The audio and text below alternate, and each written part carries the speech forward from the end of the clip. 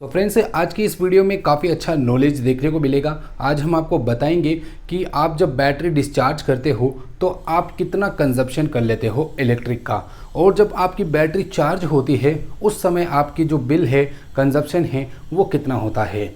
हम आपको डिटेल के साथ में समझाने वाले हैं। इसी तरह से हमसे जुड़े रहें, और हमने बहुत सारी वीडियोस अपलोड कर रखी है, जाके आप ज़रूर देखिए ताकि हम आप लोगों के लिए बहुत अच्छी अच्छी वीडियोस अपलोड करते रहें। तो चलिए दोस्तों, शुरू करते हैं। तो गाइस, एग्जांपल की बात कर ली जाए तो आपके पास 100 वाट का बल्ब है, और 100 वाट का बल्ब आप नॉर्मल ग्रिड से आप चलाते हो 230 वोल्टेज पर।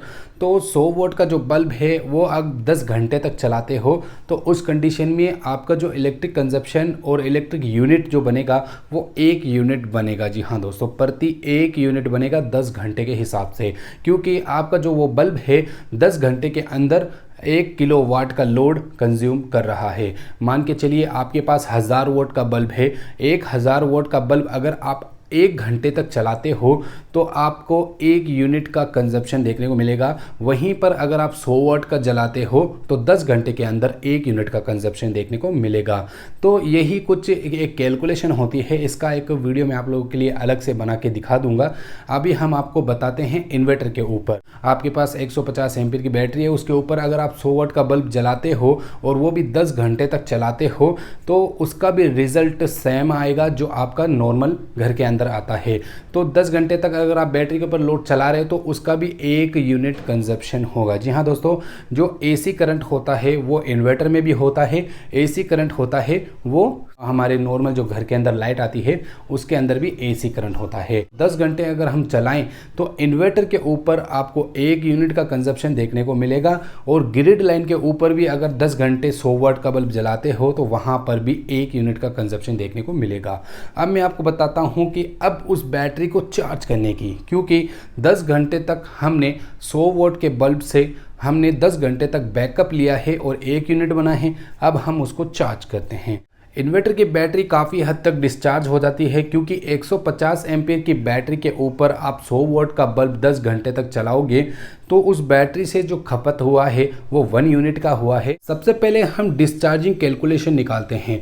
हमारा जो इन्वर्टर की 150 एम्पीयर की बैटरी होती है उसके ऊपर अगर आप 100 वाट का बल्ब जलाते हो तो 10 एम्पीयर की कंजप्शन 10 से 11 एम्पीयर की कंजप्शन होती रहती है परमानेंट। तो हम 11 एम्पीयर कर देते हैं।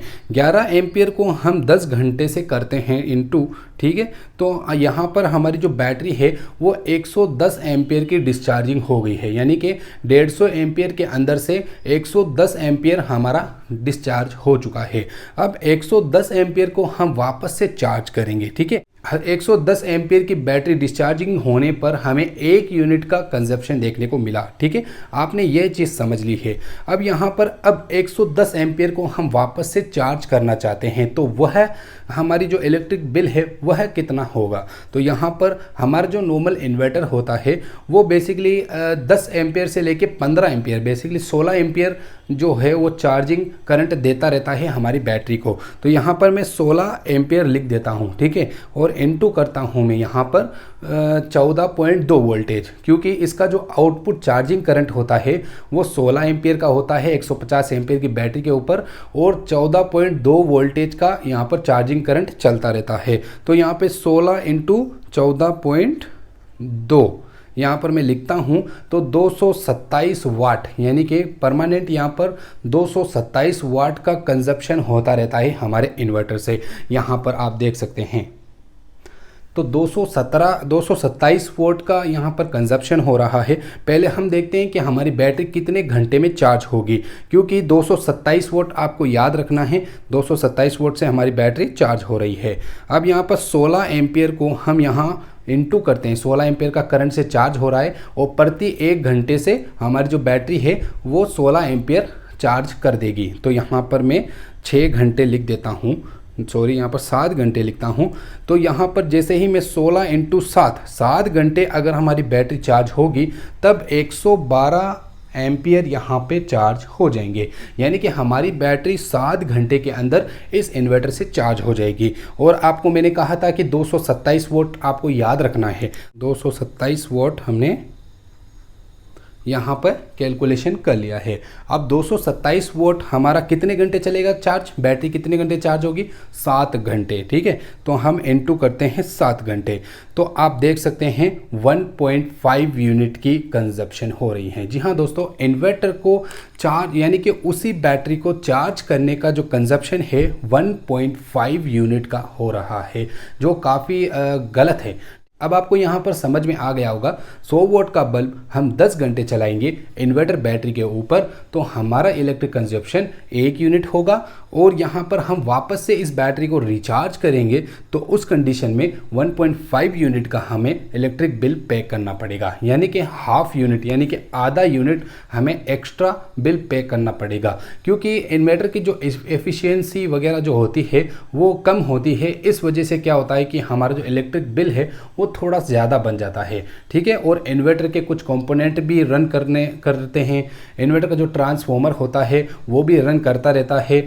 इस कंडीशन में क्या है कि हमारी बैटरी जो है हल्की हल्की सी चार्ज होती रहती है, परमानेंट ऑफ नहीं होता है, चार्ज कभी ऑफ नहीं होता है, वो चार्जिंग परमानेंट होती रहती है। फ्रेंड्स, अगर आप अच्छा इन्वर्टर लाते हैं, प्योर साइन वेव इन्वर्टर लाते हैं और चार्जिंग एफिशिएंसी जो है वो अच्छी है उस इन्वर्टर की, तब तो आपको इलेक्ट्रिक बिल जो है 1.3 या 1.2 के हिसाब से, 1.2 यूनिट या 1.3 यूनिट के हिसाब से आपको बिल पे करना पड़ेगा। अगर आपके पास पुराना इन्वर्टर है, स्क्वायर वेव इन्वर्टर है और कोई भी एफिशिएंसी है वो बहुत ही कम है, तो उस हिसाब से अगर आप देखें तो आपका जो चार्जिंग करंट है और जो इलेक्ट्रिक बिल है वो तो ज़्यादा आना ही है। तो इन्वर्टर के ऊपर भी डिपेंड करता है, लेकिन आप जितना खपत करते हैं, मतलब जितना आप लोड यूज़ लेते हैं बैटरी से, उससे थोड़ा ज़्यादा ही चार्जिंग करंट लेता है, ये तो पक्का तय है। ठीक है, तो चलिए दोस्तों, अगर वीडियो पसंद आई है तो हमें इसी तरह से जुड़ते रहें। चलिए दोस्तों, बाय बाय।